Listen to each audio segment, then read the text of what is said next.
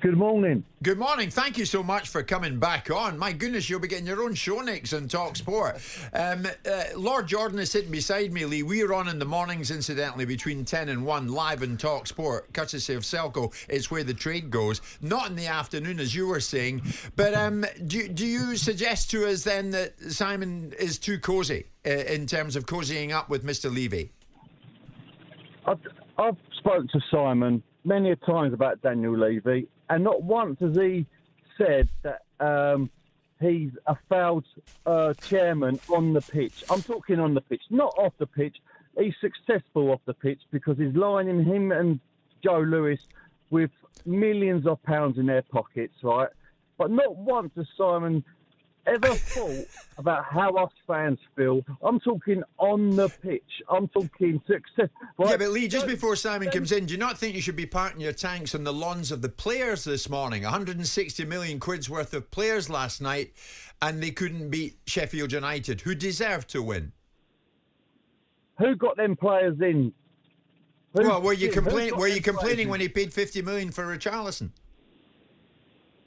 Richarlison is an average player, yeah? Sanchez, Dyer, the list goes on, Davis, Perisic, average. But we're not going to get success and trophies with average players. Who brings them in? Daniel Levy. And you suggest that Daniel Levy is Simon's business friend. Here's Simon. Yeah, just an interesting one, Lee.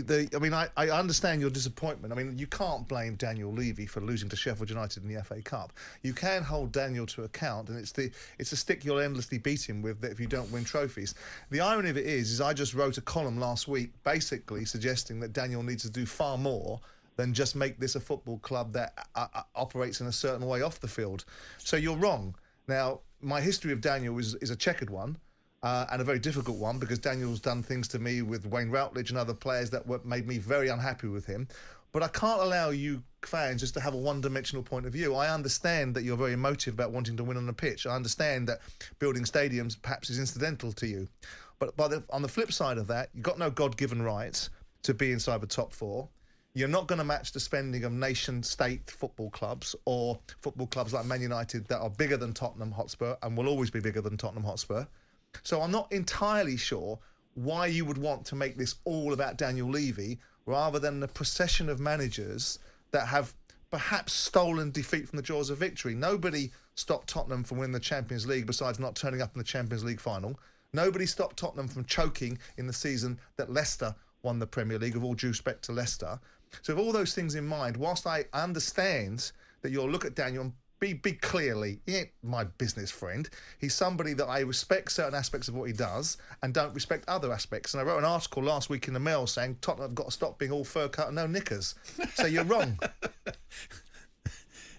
What do you want to say to that, Lee? He ain't he's a business friend. Certainly Simon knows him, but I mean, there's no suggestion here of partiality being shown from Simon to Daniel. When you are in charge of a football club, right, let's get it right. Daniel Levy's in charge. Joe Lewis is out on his yacht in the Bahamas counting his money, right? He's got no interest in the club, okay? Daniel Levy's in charge. When you are in charge of a football club, the buck stops with you, right? We've had 15 managers. I think it's 15. I might be wrong. Might be one or two outright. We've gone through 15 managers since he's been there. It's not all of their fault.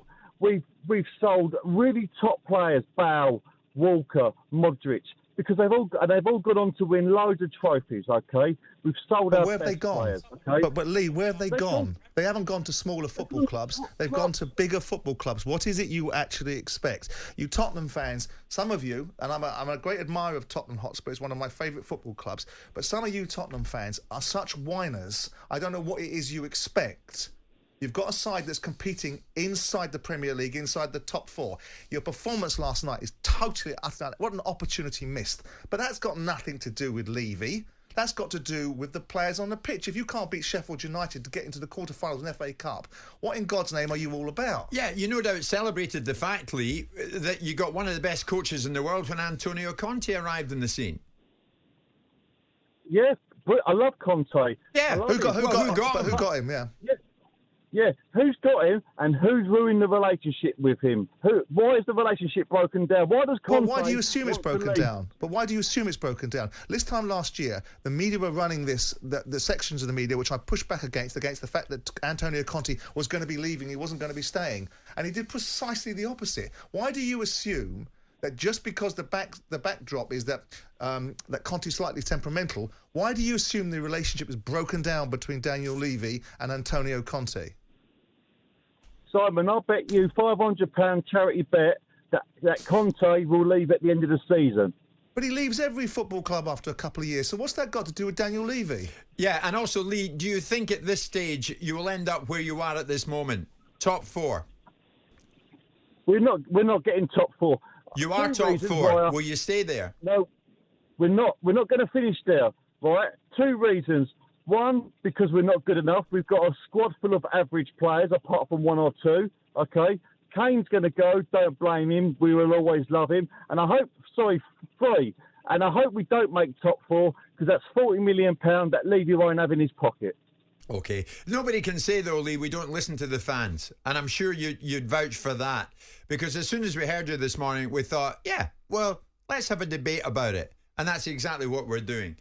Lee, thank you so much for joining us. At the end of the day, there is a football fan who's quite rightly annoyed that his team went out the FA Cup last night. And he has every right to be. He has every right to be. There's an irony about it because it made me slightly concerned when I was watching the game last night, thinking, or looking at the score coming through, thinking, I wonder in my sort of conspiracy theory mind, one of the things I wrote about was one of the things that Harry Kane will achieve more from, or gain more from, is winning something with the club he's pledged most of his career to. When this notion was being put out, he was going to go to the Bundesliga, I was like, well, what would winning a Bundesliga title mean to him if he could stay with Tottenham? If he got through to the Cup final this year and they won the Cup this year, and at a stage in his contract, he would have then achieved winning something at Tottenham, and the ability to have kept him there longer may then become slightly compromised. But that's me in conspiracy theories. That's not Levy last night. That's an unacceptable performance from the players. But the fans have a right to say, if you're a big football club, why aren't we winning things? Exactly. And they've got every right to say that. Exactly. There's a message that's quite significant this Thursday morning. We'll have Daniel and we'll have Joe Lewis as well, says Mike, the Evertonian. Jim White and Simon Jordan. Monday to Friday mornings from 10 on AM, on DAB, via the talkSPORT app and on your smart speaker. talkSPORT.